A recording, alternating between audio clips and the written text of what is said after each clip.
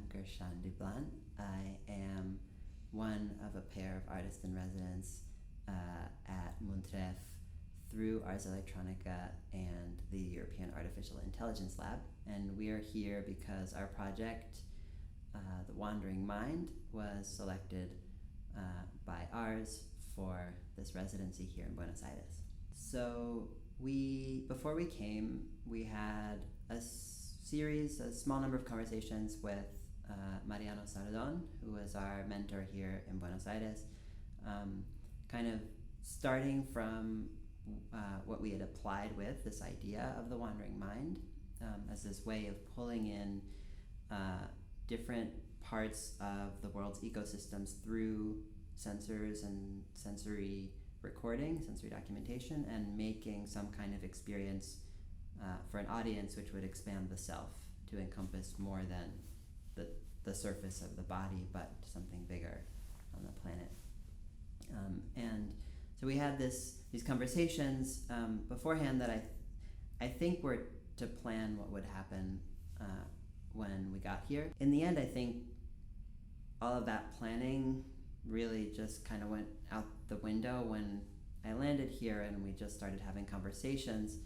In many ways, the facilities for making work that we use in our own practice most of the time are all back in our studio. So being here in another place and with new people and kind of new ideas, it made more sense to just have those kinds of conversations, but air them in the space of Buenos Aires. So what we found, Mariano and I and Xin had been thinking about the self and the construction of the self as we do our work, where Mariana had been looking at gaze and how people perceive artworks, how they look at artworks, and kind of trying to understand and explore that experience, the instance of perception of something transcendental. We had been, before looking at the construction of the self in the world as we move through the world. So with Xin, it had been, for example, looking at breathing and how from one moment to the next, how we breathe actually determines a lot about how we feel, and calling attention to that through different intervention. And for me, it had been the body looking outwards. How do we connect ourselves to systems of sensory capture that are beyond our bodies? So the idea of recording is to be out in a place, paying attention to the place in a very specific way, and in doing that, kind of discovering aspects of the place that you wouldn't otherwise discover if you were just there. And each of the places that I visited kind of started me off on a different investigative thread.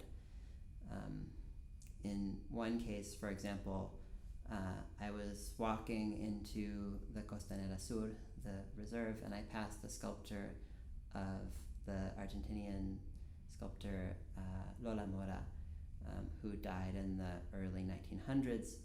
And some of her sculptures were destroyed and some later remade. They were controversial at the time because they depicted nude women, and she herself was a woman artist. She had been kind of in controversial circles her whole life. Anyway, I had seen her name in another place in the city that I was recording, I think a square that's named after her. And I saw her name on the sculpture again, and I thought that's an interesting name, and started reading about her that way. And I found that her grave was, at least on Wikipedia, said to be still in Buenos Aires, in the Chacarita Cemetery, as well as some other kind of details about her that connected to other parts of my time here. And so I decided another project would be to go visit the cemeteries of Buenos Aires and continue recording and in search of Lola Mora's grave.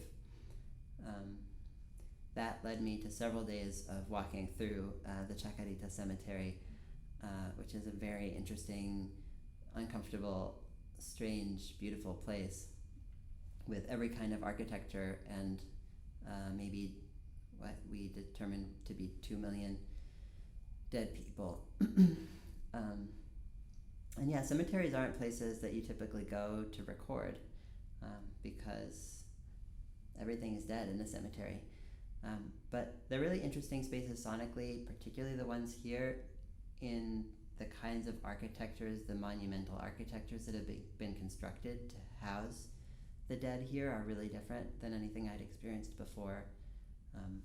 My understanding of a cemetery until my time here was bodies buried in the ground, but here cemeteries are bodies entombed in monuments, and those monuments are each unique architectures that are spaces above ground, and then these big volumes of spaces below ground where many bodies would be kept together in coffins. And some of the monuments are kind of falling apart, which allows you to poke a head in or a microphone in and start to capture the type of vibrations that are happening there. And they're pretty consistent, pretty constant.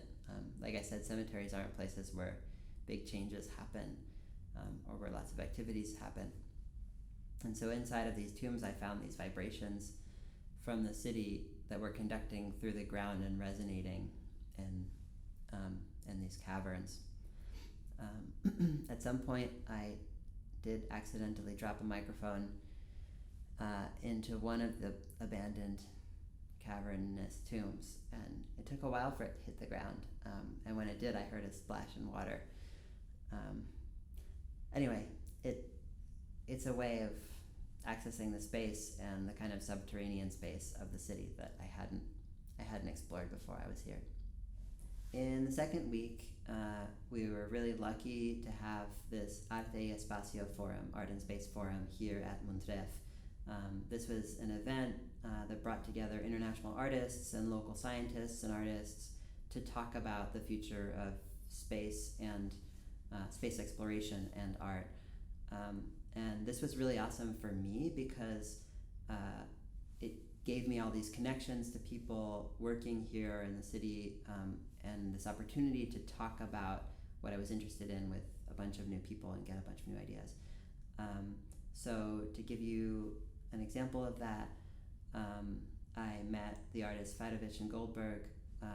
They're a duo who do this research-based kind of practice with, most recently, meteor showers and the curation of material and the meteors themselves in artistic contexts.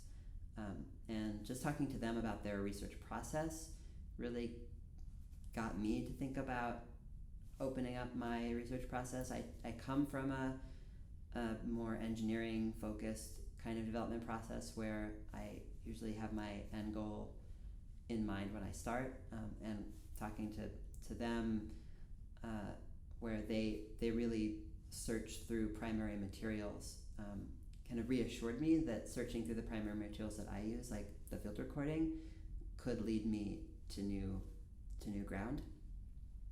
Another example, I had really great conversations with a couple of people who had come from INVAP, the Argentinian technology satellite company here.